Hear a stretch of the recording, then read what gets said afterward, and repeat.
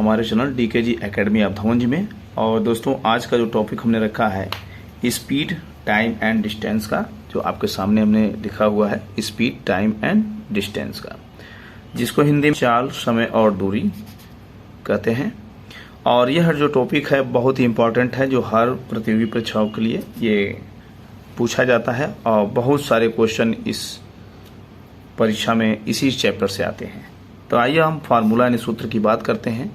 इसमें पहला जो हमने फार्मूला लिया है, सूत्र लिया है स्पीड। स्पीड इक्वल टू होता है डिस्टेंस अपॉन टाइम।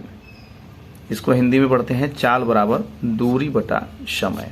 दोनों भाषा में आप जानते रहें कि चाल बराबर दूरी बटा समय। इसी चीज को दूसरा हमने लिया है समय, यानी time equal to distance upon speed, यानी इसको हिंदी में बोलते हैं समय बराबर दूरी बटे चाल।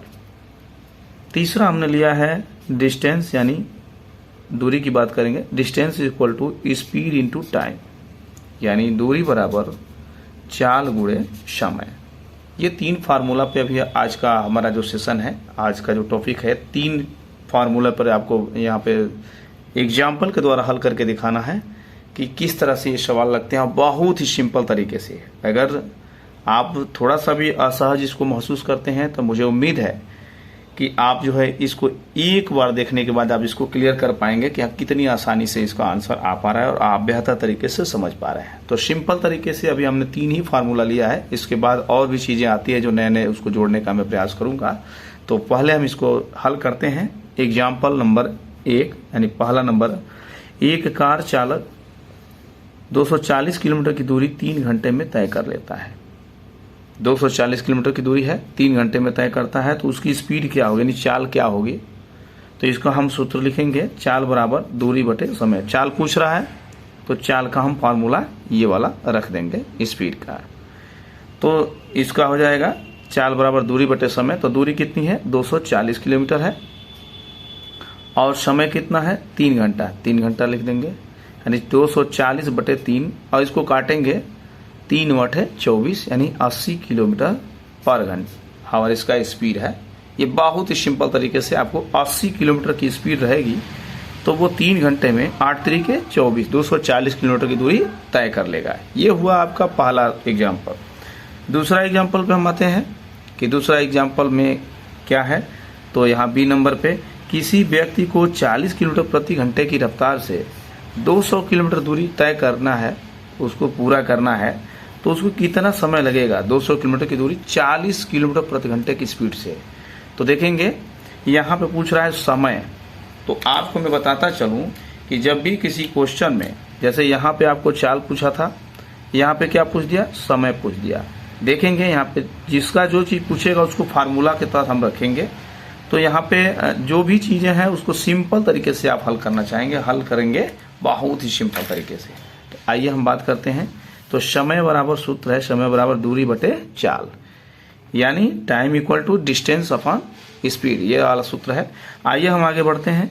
इसको लिखते हैं कि 200, यानी जो आपका दूरी है वो कितना किलोमीटर है, 200 किलोमीटर, और समय जो स्पीड चल रही है वो कितना है, 40 की स्पीड है।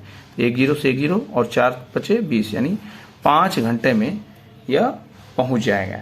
यानी आप देखेंगे तो यहाँ पे 5 चौक 20, अगर 5 का 40 में गुणा करेंगे तो 200 किलोमीटर आ जाएगा। 40 का स्पीड है और 5 घंटा चला रहे हैं गाड़ी, तो 40 पचे 200 आराम से। ये आप शॉर्ट में भी कर सकते हैं। आइए तीसरा एग्जाम्पल को देखते हैं। तीसरा एग्जाम्पल तीसरे सूत्र पर निर्धारित है। तो आइए इसको हम बात करते हैं। तो इसमें दिया है एक स्कूटी पर सवार व्यक्ति 30 किलोमीटर प्रति घंटा की चाल से 5 घंटे में 30 किलोमीटर की स्पीड से वो जो चल रहा है, उसकी चाल है, और 5 घंटा चला रहा है, तो कितनी दूरी तय करेगा। ये देखिए क्वेश्चन बहुत ही शानदार क्वेश्चन है कि दूरी कितना तय करेगा। तो ये फार्मूला आपका तीसरा नंबर दूरी पर आ गया। दूरी बराबर होता है चाल गुणे समय। बहुत ही सिंपल तरीके से आप समझ पाएंगे कि जो दूरी है वो चाल गुणे समय होता है इसका जो फार्मूला है। तो यहाँ पे चाल कितना है, 30 किलोमीटर प्रति घंटे की चाल है, और 5 घंटे में वो पहुंच रहा है, कितना दूरी तय कर रहा है। तो 5 30 गुणे 5 लिखेंगे, 3 5 15, नहीं 150 किलोमीटर की दूरी वो तय करेगा। सीधी सीधी बात है। यह सिंपल तरीके से इस तरह से आप सवाल को हल कर पाएंगे। आशा करते हैं कि आपको ये वीडियो बहुत ही पसंद आया होगा और सिंपल तरीके से आप इस सभी चीज़ों को हल कर पाए होंगे।